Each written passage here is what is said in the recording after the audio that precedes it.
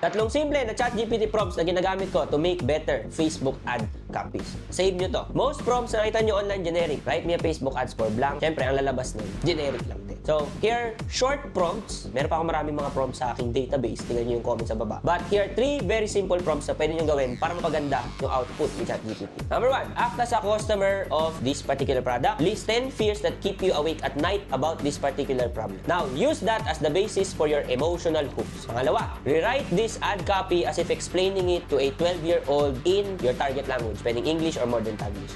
Yan!